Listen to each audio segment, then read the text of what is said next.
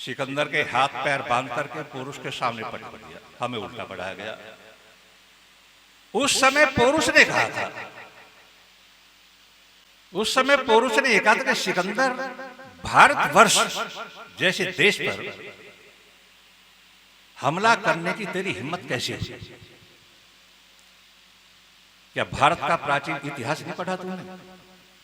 हम किसी को छेड़ते नहीं है, और हमें कोई छेड़ता है तो हम उसे छोड़ते भी नहीं। अब बता तेरे साथ में क्या व्यवहार किया जाए।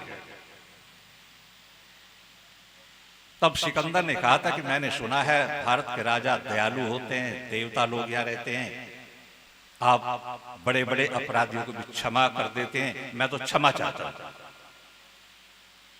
तो पुरुष ने कहा कि एक काम कर, आज के बाद में भारत की ओर पैर करके सोना भी, और अपनी औलाद को कह करके मर जाना कि भारत पर कभी चढ़ाई मत करना, इस शर्त पर तुझे छोड़ सकता हूं। उसने कहा ठीक है। सिकंदर यहां से गया और 15 दिन बीमार रह करके बेबीलोन में मर गया।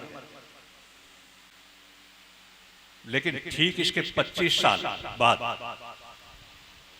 जब पटना में, अवध में चंद्रगुप्त का राज हो गया और चाणक्य ने उसकी राजधानी बनवाई पटना, इस घटना के 25 साल के बाद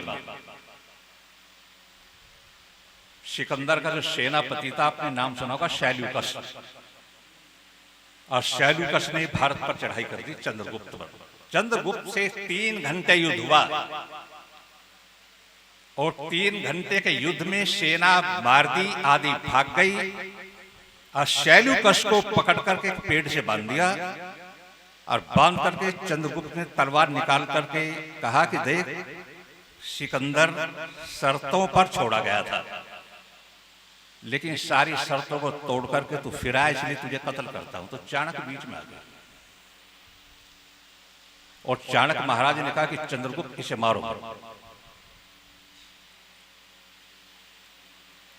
इससे 2 मिनट बातें करें। चाणक्य शैल्यूकस के पास गए, सामने जाकर के कहा कि शैल्यूकस, सिकंदर माफी मांग करके गया था और ये शर्त मंजूर करके गया था कि यहां कोई औलाद भी हमारी हमला नहीं करेगी। तेरी हिम्मत कैसे हुई? बोल अब कत्ल कर दूं। जीना चाहता है या मरना चाहता है? अब बहुत कटु बात कहने जा रहा हूं। शैल्यूकस ने कहा जी जिंदा रहना चाहता हूं। चाणक्य ने कहा जिंदा रहना चाहते तो जिंदा रहने के 2 उपाय हैं तेरे, तीसरा कोई नहीं।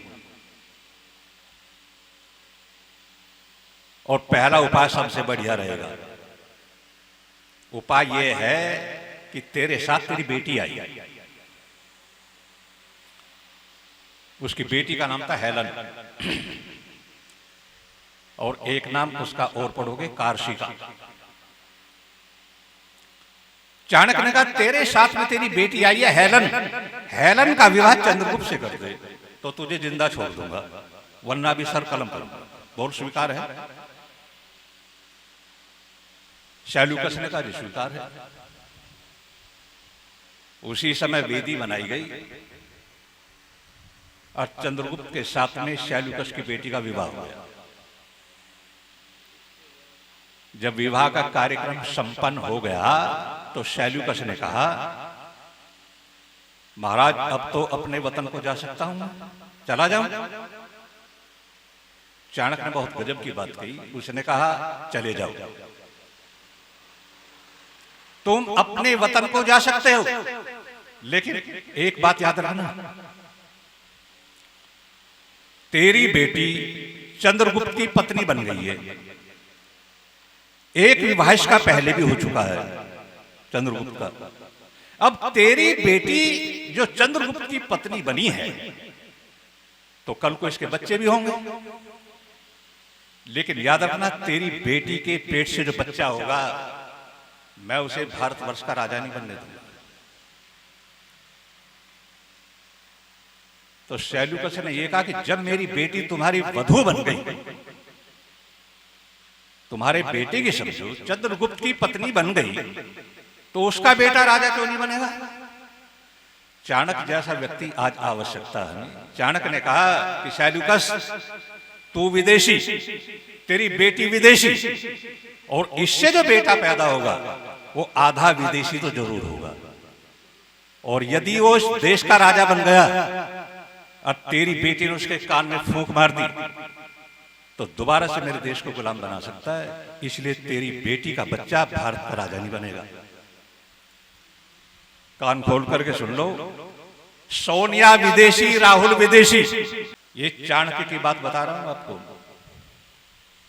और आज समय को देखते हुए आज भी यदि आपके दिमाग में ये बात नहीं आती तो मैं कहूंगा ना तुम जिंदे हो और ना मरे हो। क्योंकि खाते हो, पीते हो, चलते हो, फिरते हो, राष्ट्र की कुछ सोचते हो, ना मरा कह सकता ना जिंदा कह सकता। कुछ भी कहो, बहुत है देश के अंदर। याद रखना, ये वही सोनिया है जिसने कभी एक प्रस्ताव लाई थी ना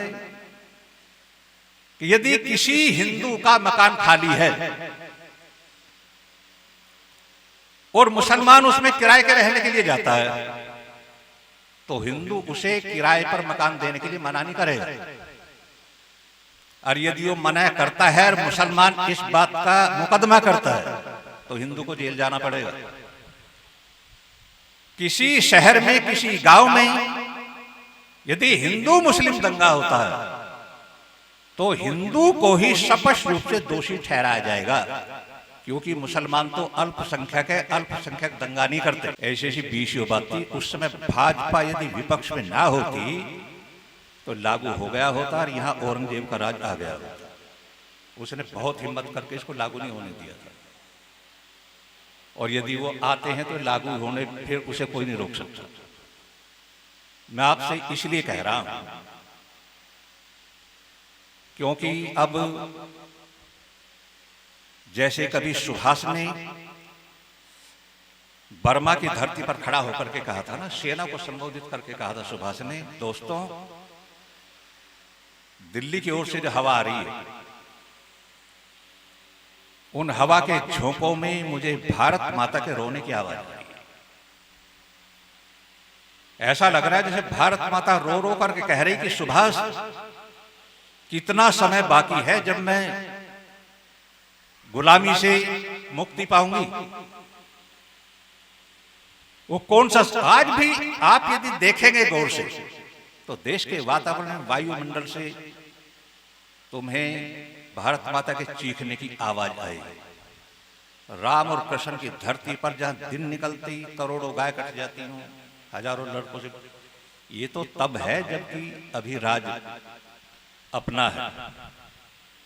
ये दिन की करतूत से राज पलट जाता है ना, तो ये समझिए उसी दिन से यहां औरंगजेब का राज शुरू हो जाएगा।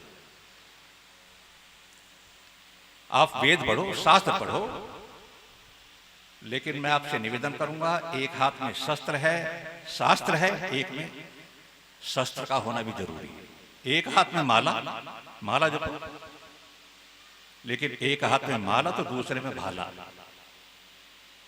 वरना भाले के बिना माला भी सुरक्षित रहने वाली नहीं है। 2 थप्पड़ मार करके माला छीन ली जाएगी।